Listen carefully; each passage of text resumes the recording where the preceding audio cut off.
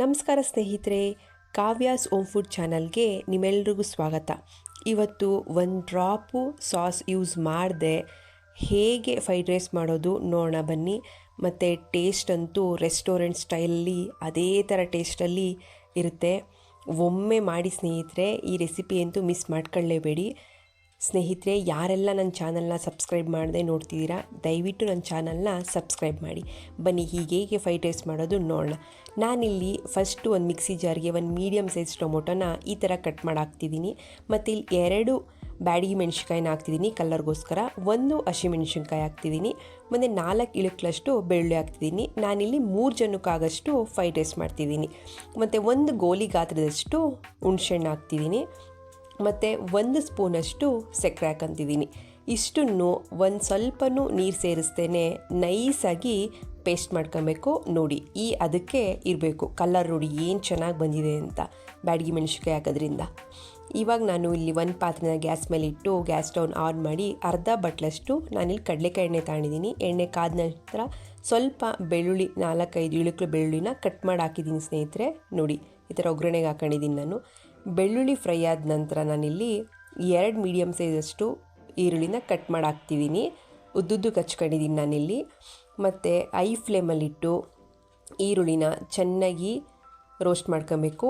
ಈರುಳ್ಳಿ ರೋಸ್ಟ್ ಆದ ತಕ್ಷಣ ಸ್ವಲ್ಪ ನಾನಿಲ್ಲಿ 1 ಬಟ್ಲಷ್ಟು ಬೀನ್ಸು, 1 ಬಟ್ಲಷ್ಟು ಕ್ಯಾರೆಟು, ಮತ್ತು 1 ಬಟ್ಲಷ್ಟು ಬೇಯಿಸಿರೋ ಬಟಾಣಿನ ಹಾಕ್ಕೊತಿದ್ದೀನಿ. ನೀವು ಹಸಿ ಬಟಾಣಿ ಕೂಡ ಹಾಕೊಬೋದು. ಮತ್ತು 1 ಬಟ್ಲಷ್ಟು ಎಲೆಕೋಸನ್ನ ಹಾಕ್ತಿದ್ದೀನಿ.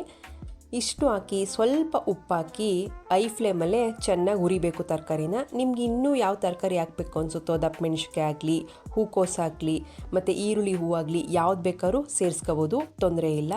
ನೋಡಿ, ಐ ಫ್ಲೇಮಲ್ಲಿ ಚೆನ್ನಾಗಿ ಈ ಥರ ಹುರ್ಕೊಬೇಕು ತರಕಾರಿನ. ನನಗೆ ಹುರಿದಾಗಿದೆ ತರಕಾರಿ.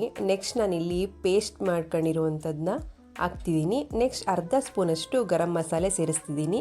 ಇದನ್ನು ಅಷ್ಟೇ ಐ ಫ್ಲೇಮಲ್ಲಿ ಹಸಿ ವಾಸನೆ ಹೋಗೋ ತನಕ ಒಂದು 3 ನಿಮಿಷ ಹುರಿದ್ರೆ ಆಯಿತು. ಈಗ ನೋಡಿ, ಹುರಿದಾಗಿದೆ. ಅದು ಗಮ್ಮಂತ ವಾಸನೆ ಬರುತ್ತೆ, ಅಲ್ಲಿವರೆಗೂ ಹುರ್ಕೊಬೇಕು ಹಸಿ ವಾಸನೆ ಹೋಗಿ. ಈ ಪೇಸ್ಟ್ ಎಲ್ಲ ಈಗ ಚೆನ್ನಾಗಿ ಹುರಿದಾಗಿದೆ ಸ್ನೇಹಿತರೆ. ಇದಕ್ಕೆ ನಾನಿವಾಗ ರೈಸ್ ಮಾಡಿ ಇಟ್ಕೊಂಡಿರೋದನ್ನ ಹಾಕ್ತಿದ್ದೀನಿ. ನಂತರ ಒಂದು ಅರ್ಧ ಸ್ಪೂನಷ್ಟು ಕಾಳು ಮೆಣಸಿನ ಪುಡಿ ಹಾಕ್ತಿದ್ದೀನಿ. ಮತ್ತು ಇವಾಗ ಎಷ್ಟು ಬೇಕೋ ಅಷ್ಟು ರುಚಿಗೆ ತಕ್ಕಷ್ಟು ಉಪ್ಪು ಹಾಕಿ, ನಂತರ ಸ್ವಲ್ಪ ಕೊತ್ತಂಬರಿ ಸೊಪ್ಪು ಹಾಕಿ ಚೆನ್ನಾಗಿ ಐ ಫ್ಲೇಮಲ್ಲಿ ಮಿಕ್ಸ್ ಮಾಡ್ಕೊಂಡ್ರೆ ಆಯಿತು. ರೈಸ್ನ ಮಸಾಲೆ ಜೊತೆ ಹೊಂದೋ ಹಾಗೆ ಮಿಕ್ಸ್ ಮಾಡಿದ್ರೆ ಫ್ರೈಡ್ ರೈಸ್ ರೆಡಿ ಆಗುತ್ತೆ.